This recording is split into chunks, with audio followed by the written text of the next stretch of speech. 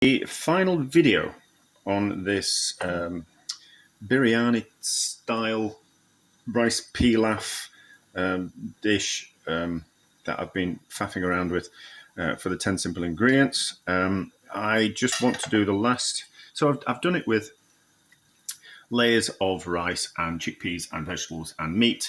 I've used different meats like meatballs, and then I used a whole cooked gammon joint, well, cured pork joint. It's not gammon as such, but it was a cured pork joint, all very delicious. And then I even did like a pigskin version, which I thought was lovely.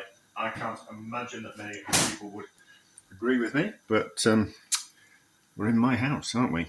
So I just wanted to do my last kind of version that I wanted to do. I was thinking it would be nice if you could just buy like a pork chop or a pork steak, like a spare rib chop, and slow cook it, and then use that as the part of the meaty part of the rice dish. But I haven't got that. What I have got is I've got a little bit of this cured pork, which I'm struggling to remove all the string from. So this is cooked already, and what I thought we'd do is just to, we'll pretend it's a bit like a spare rib chop. So we'll pretend we've cooked some spare rib chops and they are now nice and tender, and then this is it. And those spare rib chops have got a bit of colour on them, so we need to put a bit of colour on this, and I kind of thought this nice big bit of cooked cured pork will give us like 4 nice portions if we cut it in half and then in half again, and we'll just give it a bit of a fry in the frying pan before it wants to stick everywhere. I think what we're going to do, if we just colour it on one side. Another bit of string. The string gets everywhere. It's not a non-stick pan. This is kind of quite wet. I've got a feeling it will stick, but we'll just work with that, I think. So these in here, and we'll just have that bit to myself. Jeffrey. So we'll just give this a bit of colour on one side and see how it turns out, and then we can incorporate that into the dish, and it won't just be, I have a bit of colour to it. That's really what I'm wanting.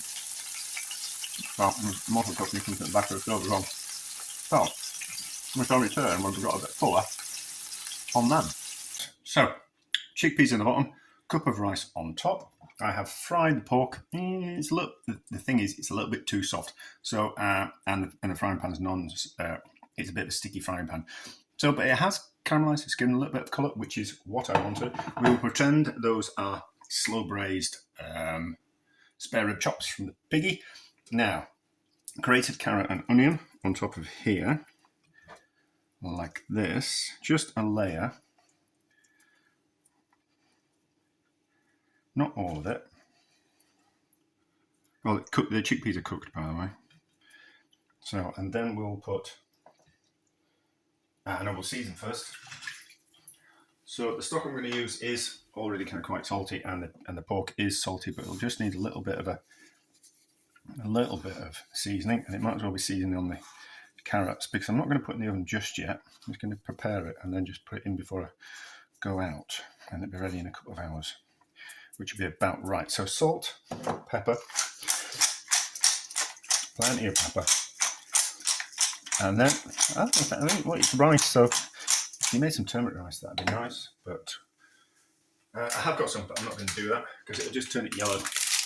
And then we want some cumin seeds, because cumin works with pork and carrots, so just some whole cumin seeds there, just to add a little bit of spicy deliciousness. And then pork, so we'll imagine that it's 4 portions, so do 4 bits around like that, and then you simply just dig down and cut like that, and then you've got your 4 portions. So like that, and then like that, and then more vegetables around, in and around like that, So the vegetables are raw, and as they cook, they will release flavour into the dish. Flavour the rice, and the pork will flavour the rice, and everything will get delicious and combined in flavours. Maybe I've done a little bit too much vegetables. Not to worry, it'll cook down. It'll drop. All that. And then we want rice on top. Maybe I'd actually change my mind. I want to be able to see that pork, don't I? So, actually we'll do just vegetables and then we'll do rice all around. Yes, that was my vision. I should have thought about this before I started. I don't think before I start. I just think get on with it. I'm confident enough in myself that I wing it. My pork lover. That I wing it most of the time and get away with it. All the time, but most of the time. Right, so pork back on. That pork is lovely.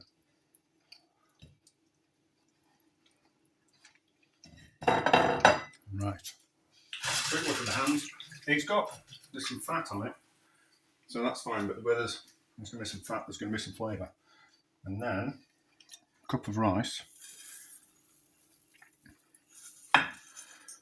in and around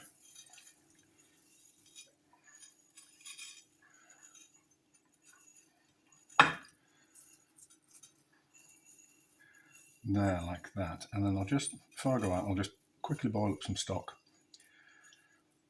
I'll put the in and around, put some foil on top and go. Hot stock. That's going to burn my hand, isn't it? Without a handle on it. So, hot stock. It was 2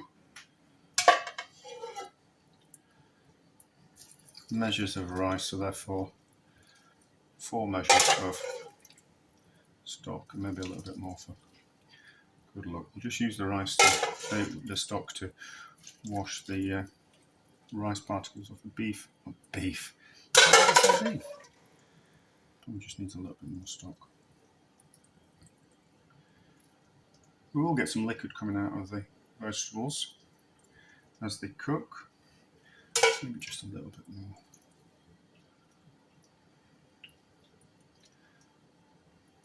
Will do the job. Right, and then so it needs to be hot stock.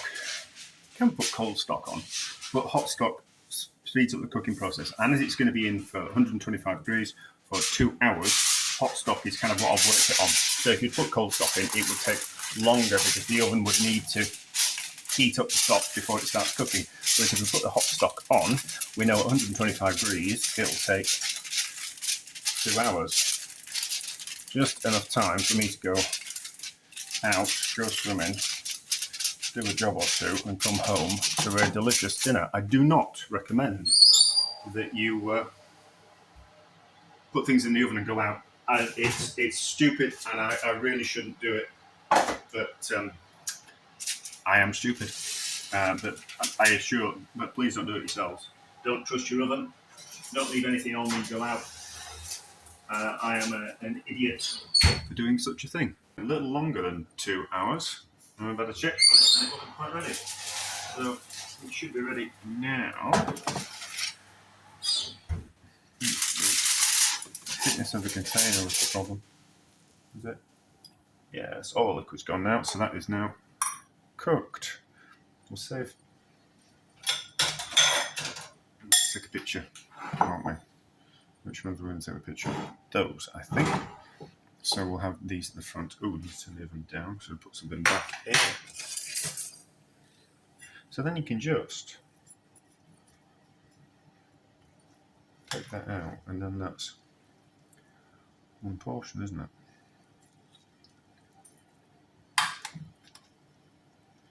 Break it into 4.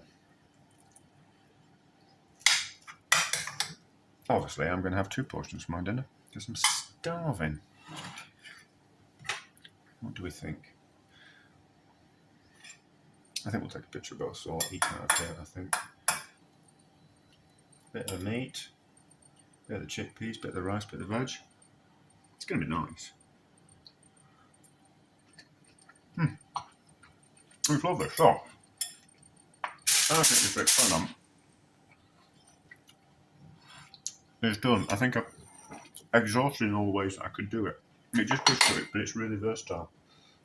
I know what you can do with it. It could just be a vehicle for leftover meat, or it could be a piece of meat that you purposely cooked for it, or it doesn't even need the meat in it, or it can just have some meatballs in it, meatballs that you cooked before, or smaller meatballs that will cook in 2 hours. But delicious, a success.